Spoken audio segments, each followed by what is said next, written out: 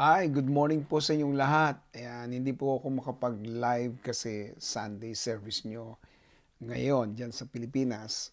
Pero i-record ko po ito ngayon at recorded, share ko po sa inyo kaagad. No? At siyempre, bawat oras at bawat araw nating napapag-usapan ang kayang gawin ng Diyos at ginagawa ng Diyos sa ating lahat. So, misa pa, wini-welcome po kayo sa prayer, devotion, and declarations po natin. It's been a while, hindi po tayo nakapag-share. Pero, ang pinakamaganda nito ay tuloy-tuloy pa rin. No? Continue pa rin. Continuous pa rin. No? Let's pray. God, we thank you for your words and for this day that we are about to hear your words, O Lord. Bless each one of us by your precious presence, O Lord, as we continue to know you more in a deeper and personal way. Salamat po, Ma, sa pangalan po ni Jesus. Amen. Sa totoo lang, para akong umihila ulit ng elepante kasi nung mga nakaraan, ang ganda ng takbo natin, ang dami nanonood, ganyan. But it's okay. Ang malaga niyan, i-share lang po ninyo ito. Hindi naman ako nagbibilang ng kung gaano karami at gaano kaganda ang aking nagagawa. Pero naniniwala ako ang salita ng Diyos ay buhay, makapangyarihan, maraming nagagawa sa buhay natin. So, i-allow nyo po na ma-share ko po sa inyo ito. Excuse me lang po. Perfect peace. Pinakamatindi o tama at eksaktong kapayapaan na kailangan nating lahat. Naniniwala po ako dito. At bago po ako magpatuloy, paalala ko lang po yung tatlong ito, no? Let us like and then follow and share this. At alam kong maraming taong naghihintay din na marinig itong mga salitang ito. Now, ano ba itong ating verse na pag-uusapan? Nababasa nyo na ito but we should be knowing this. Isaiah 6:26 verse 3, you will keep in perfect peace all who trust in you, all whose thoughts are fixed on you.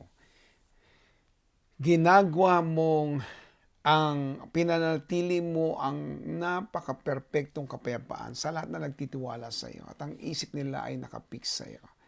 Wow! Ang sarap ma-fix natin yung ating puso ngayon, lalo na 2024.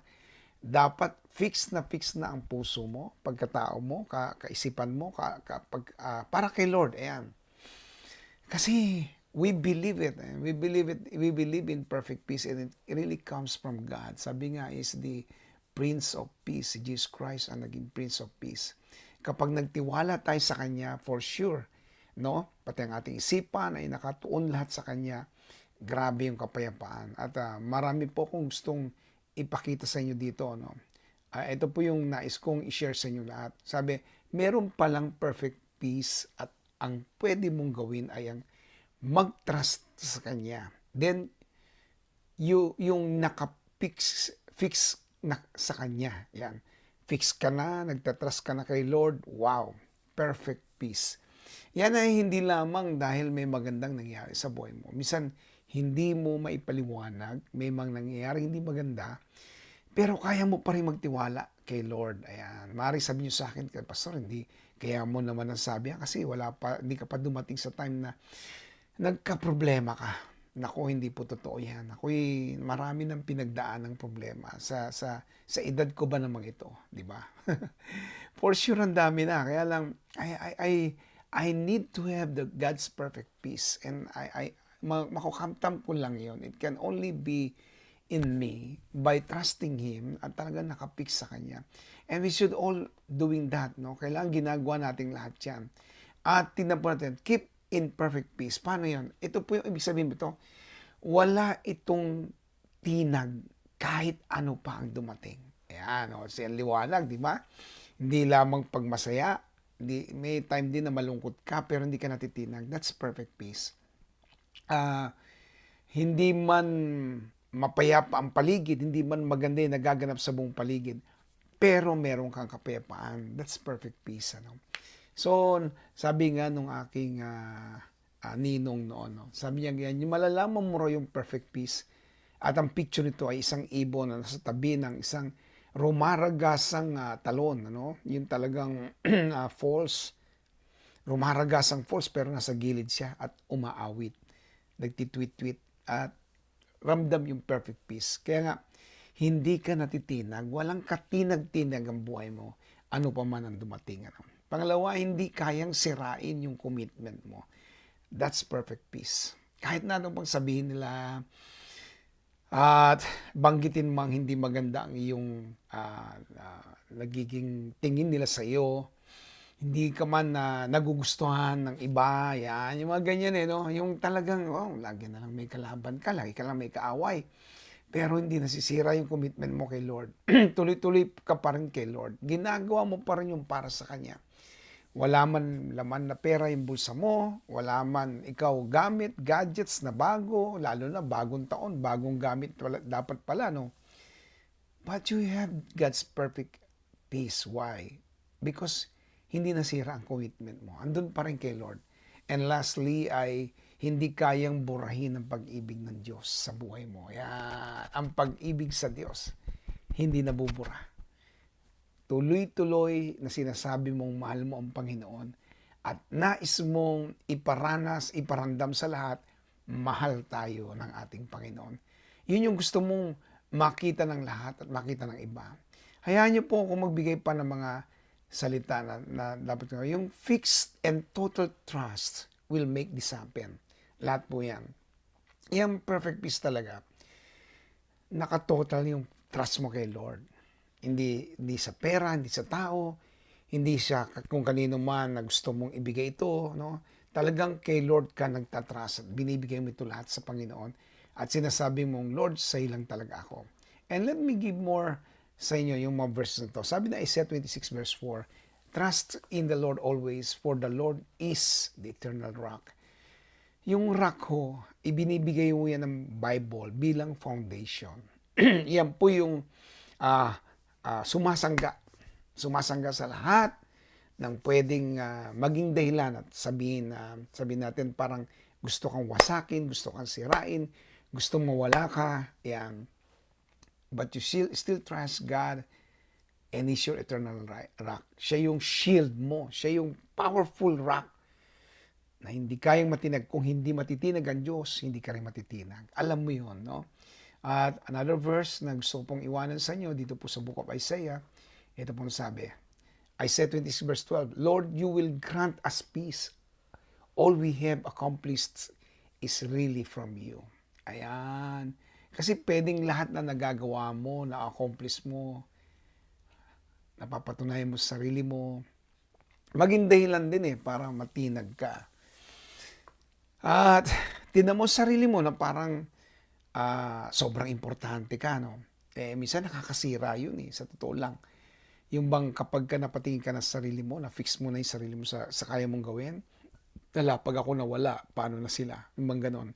Paano na yung mga taong ito kung may nangyari sa akin? Hindi ganon. Ang gusto ng Lord, ipaalam sa iyo, dahil sa kanyang kapayapaan, kaya mo lahat na-accomplish yung mga bagay na yan.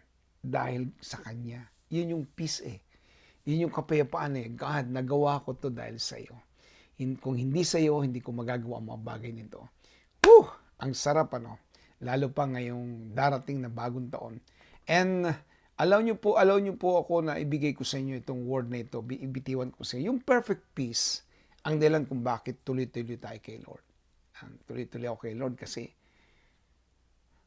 binigyan niya ako ng kapayapaan. Di ba? Hindi ito mabibili. Pero nakakamit kung patuloy tayong maghahandog ng ating buhay sa Lord. Habang pala binibigay mo kay Lord yan, matindi pala yung nangyayari. Naalala ko si Jesus Nakita niya yung sarili niya. Move forward siya sa Gethsemane. Nakaluhod siyang ganyan. Nakita niya yung sarili niya na nakapako sa krus. Ako naniniwala yun yung nakita niya. Nakita niya kung paano siya nilatigo. Kaya sabi nga ng Bible, napakapayapa ng Panginoon, napakatahimik niya habang pinapalo siya. Hindi siya sumisigaw, hindi siya umiiyak o nagsisisi. Tinatanggap niya lahat. Ay kitang-kita ng dalawang mata niya sa kanyang vision. Halos makapagsalita siya ng ganito Pwede ba? Lumampas po sa akin ito. Pero At the moment na inihandog niya ang sarili niya, sinabi niya, not my will, but your will be done. Yun po yung paghandog eh. Nagsimula na yung peace kay Jesus. Sobra siya naging mapayapa. Kaya nga tinawag siya sa Hebrews chapter 12, the author and the finisher of our faith. Sabi niya, nung hinarap ni Lord ang lahat ng kanyang dapat gawin at harapin, pagtubos sa ating lahat, ay umapaw ang kagalakan sa puso niya. Naniniwala siyang may gagawin ang Diyos sa ating lahat. Magandang araw po sa inyong lahat. Pagpalain po tayong lahat ng ating Panginoon. Hayaan niyo po may panalangin ko po kayo. Lord, I release your blessing. I release your presence upon each one of us. I declare, Lord, grabing kapayapaan mula sa puso ng bawat isa. Meron, alam ko, meron mga taong pinagdadaanan. At kahit ako, Panginoon, hindi ako maaring hindi kasali doon. Meron din akong pinagdadaanan, pamilya, sa buhay ng bawat isa. At maaring meron kaming hinaharap ngayon. But I declare peace that passeth all understanding to flow upon each one of us. Panginoon, bigyan mo kami ng dahilan ng makapag-isip at makapag-isip ng tama. Salamat sa iyong kadakilaan. Salamat sa iyong kapangyarihan. I release healing, power of God, presence of the Lord, love of God upon each one of us. Thank you so much, Father God. I give you praise. I give you honor and glory. In Jesus' name. Amen and amen. Pagpalain po tayong lahat ng ating Panginoon. God bless you po.